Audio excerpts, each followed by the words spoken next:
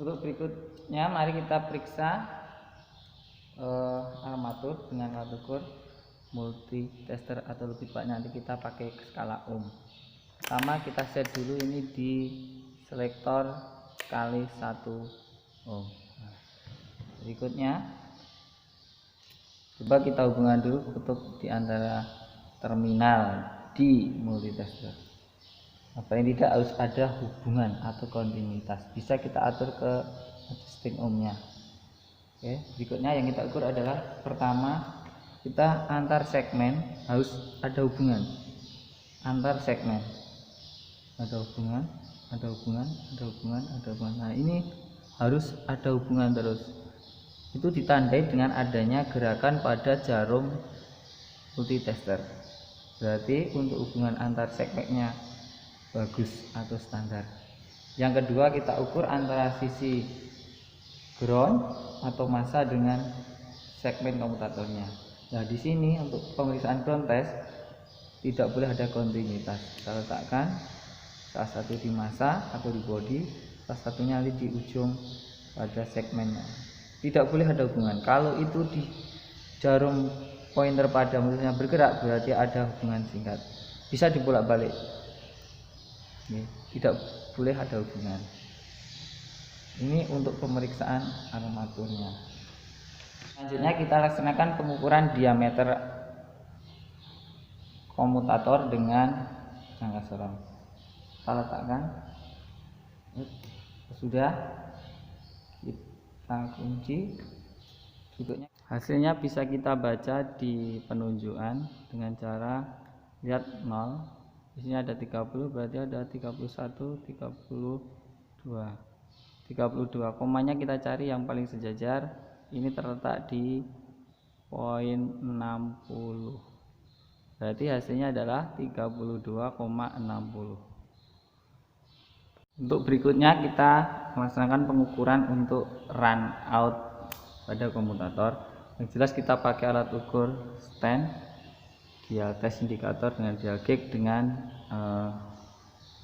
di stand pada magnetic stand.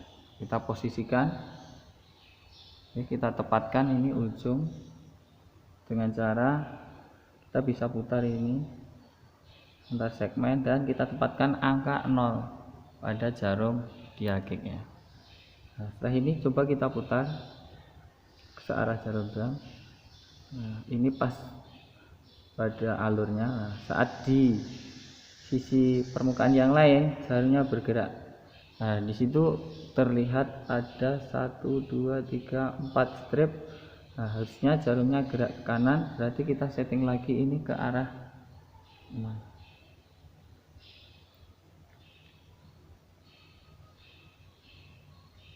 Tepatkan sekali lagi angka 0-nya. Harus hati-hati ini.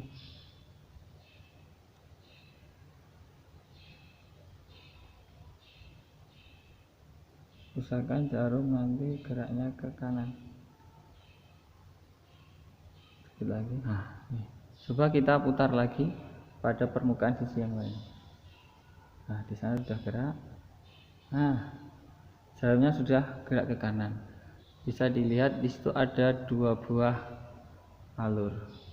Berarti hasilnya adalah 0,01, 0,02. Berarti run out-nya 0,02. Posisi yang lain. Nah, berikutnya untuk pemeriksaan di armatur atau di anchor, nanti kita bisa cek untuk kopling. Ya, bisa dilihat di sini. Ini lagi pinion, dengan cara kita putar ini untuk memeriksa koplingnya atau klutnya. Kita putar searah jarum jam, ini mengunci, tapi kalau kita putar berbalik arah, gigi pinionnya ikut berputar. Berarti masih bagus. Tapi kita harus melepas dulu pemegang sikatnya dengan cara di sini ada pegas, mungkin kita lepas dulu dengan upah yang kecil. Kita lepaskan sikat positifnya. Nah, sudah terlepas pada bagian pemegang sikat. Nah, untuk berikutnya mari kita laksanakan untuk pengukuran pada bagian kedua. Ini ada yang namanya bagian dari fill coil. Di sini ada terminal C tadi, di sini ada sikat positif Terus salah satunya nanti kita hubungkan ke body. Kita periksa dulu hubungan ground testnya antara terminal C dengan terminal di body. Masih sama, kita select di sisi 1 kali ohm atau kita set ke ohm. Terus berikutnya kita hubungkan terminalnya, ini harus ada hubungan, jarum harus bergerak, geser. Setelah ini mari kita cek busa dibolak-balik sisi positif ya dengan body. Ini pemeriksaan untuk ground test. Tidak boleh ada hubungan. Kalau jarum di sini gerak ke kanan berarti ada hubungan singkat. Berarti kondisinya ini adalah standar karena tidak ada hubungan. Berikutnya kita ukur ada kumparannya atau antar segmen di kumparan field coil.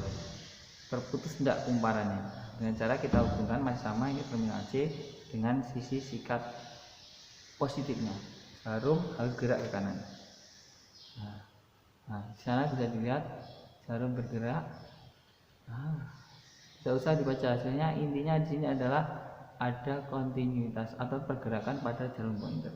Berarti kesimpulannya untuk pemeriksaan segmen kumparan standar karena ada hubungan. Berikutnya kita ukur panjang sikat dengan mistar sorong. Kita bisa lihat hasilnya adalah ini ada 15, 16, kita cari yang segaris ada di 85. Berarti hasil panjang sikatnya adalah 16,85. Selanjutnya kita ukur bagian dari solenoid. Perlu disimak, di sini ada satu unit yang namanya punyer. Dengan cara meriksanya kita tekan pakai ujung jempol ya, kita tekan terus kita lepaskan, dia harus lekas kembali, berarti kondisinya bagus atau standar. Kita ukur untuk bagian dari kumparan di solenoid. Di sini tadi ada, kita bisa lihat ada terminal 30, ini terminal C, satunya ada terminal 50. Untuk memeriksa kondisi pada terminal pull in coil, nanti kita bisa periksa dengan cara kita letakkan salah satu ujung ya, di tester. Nah, sekali sudah kita set di kali 1 ohm, kita set jarum gerak antara terminal 50 dengan terminal C. Ini bagian di pull in coil. Jarum pointer pada multitester bergerak, berarti ada hubungan atau kontinuitas, berarti standar. Itu untuk hasil pengukuran pada bagian sisi pull in coil, berarti hasilnya standar. Berikutnya untuk hole, salah satu sisi terminal di multitester kita letakkan di terminal 50, yang satunya ke ground atau ke body pada body solenoid. Nah, sisi hole in coil pada jarum pointer pada multitester di sana juga sudah bergerak, berarti ada hubungan. Dan kesimpulannya adalah untuk hole in coil hasilnya standar. Ada hubungan tetapi hasilnya tidak mencapai angka 0. Awalnya seperti ini, kita lihat hasilnya. Nah, di sana tidak mencapai 0, berarti ada kontinuitas yang baik. Demikian tadi sekelumit kita melaksanakan daripada pemeriksaan di motor starter konvensional. Tinggal nanti kita merakhirnya tinggal kebalikannya dari saat kita memutar tadi. Demikian, terima kasih, selamat mencoba. Terima kasih. Assalamualaikum warahmatullahi wabarakatuh.